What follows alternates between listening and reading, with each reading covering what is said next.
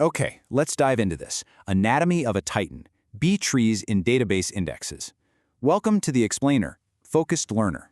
Today, we're taking a cinematic journey into the unseen hero of modern data storage. Every time you log into a website, search for a product, or just refresh your social media feed, there is a silent architectural titan working perfectly behind the scenes to fetch exactly what you need in literal milliseconds. And today, we're breaking down how that titan actually works. To set the stage, check out this quote from Martin Kleppmann. Introduced in 1970 and called ubiquitous less than 10 years later, B-trees have stood the test of time very well. I mean, standing the test of time for half a century in the fast-moving software world, that is practically unheard of. They became the undisputed champion of relational databases within a single decade, and incredibly, they're still the standard today. So why are they so enduring? Well, it's because they are brilliantly optimized for how our hardware actually stores data. Part 1. Architecture of fixed-size pages. Let's zoom our camera lens way in to see exactly how this operates on a microscopic level.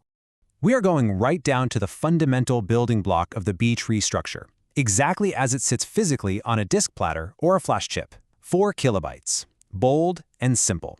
This tiny, fixed-size block, which we call a page, is the foundational universe of the B-tree's entire design. And 4 KB isn't just a random number, you know? It corresponds beautifully to the fixed-size blocks used by the underlying hardware of our disk drives. Instead of dealing with data as one massive, endless stream, a B-tree breaks the entire database down into millions of these discrete chunks, reading or writing exactly one page at a time. Now, what's really interesting about this slide is comparing the B-tree's physical update-in-place philosophy with newer append-only log structures. If we look at things like LSM trees, they break the database into variable-sized segments of several megabytes and strictly append data sequentially. B-trees take a totally different, intensely physical philosophy. Because they rely on those fixed-size 4 KB blocks, when you update a record, the B-tree finds that exact page on the disk and overwrites it right in place. But wait, how do you link millions of these independent pages together so you can actually find anything? That brings us to the branching factor. This is simply the number of references or pointers a single page holds to the child pages below it. Because index keys are so incredibly small, a typical branching factor is usually several hundred. Actually, scratch that. It can be even more depending on the key size, but let's just say 500. To put that scale into perspective, with a branching factor of 500, a shallow tree that's just 4 levels deep can store up to a massive 256 terabytes of data. It's wild. Part 2. Traversing root to leaf. Now let's start our descent and navigate this physical maze from the top down. So how exactly do we navigate through 256 terabytes of data to find, say, one single user profile? Well, whenever you query the database, you start at step 1, the designated root page at the very top. This page is packed with those child references we just talked about. The keys inside act as literal signposts dictating which continuous range boundary to follow. If you're looking for ID 251, you find the reference wedged between the numbers 200 and 300, and you follow that downward. You just repeat step 2 through the sublevels until step 3. Boom. You finally hit the exact leaf page at the bottom containing your specific row of data. And here is the true elegance of this design. B-trees remain strictly balanced. No matter how massively your database grows, the algorithm works constantly to ensure that the distance from the root to every single leaf page is kept perfectly identical. Because of this logarithmic depth, which you might know as O of log n, the number of steps grows extremely slowly compared to the actual data. You literally never have to follow more than a few page references. That perfect balance? That is the secret sauce ensuring consistently lightning-fast reads no matter how much data you're hoarding. Part 3. Splitting over full pages. But of course, things don't stay perfect forever. Let's speed things up and look at the dramatic growing pains when a block runs out of room. Let's move to this and see how this builds, because things aren't always static, right? When your app goes viral and a fixed 4 kilobyte block suddenly runs out of room, it triggers an intricate mechanical dance. When you insert a new key, you first find the correct leaf page. If there's free space, great, you just pop it in. But if it's overfull, the database initiates a split.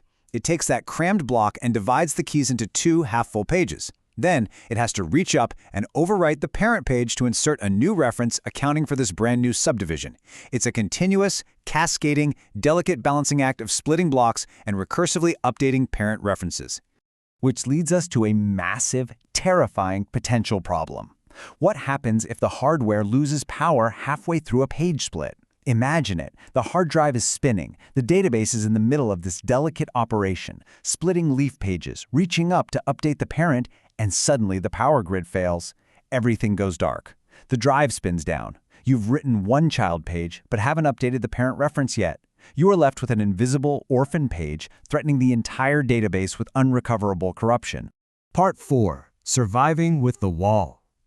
Here is how the B-tree resurrects itself from the dead after a catastrophic system crash.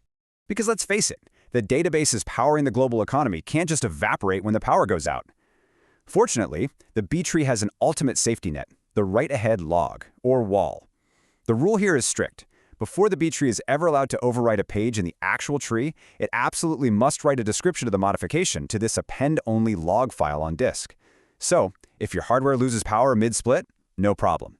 When the system reboots, it simply reads this log. The log acts as an exact blueprint to replay the interrupted operations, restoring the broken index back to a perfectly consistent state. So the crucial point is that surviving power failures is really only half the battle. A modern database is a chaotic environment, right? You've got hundreds of concurrent threads trying to read and write data at the exact same millisecond. To protect the tree from this daily chaos, B-trees utilize something called latches.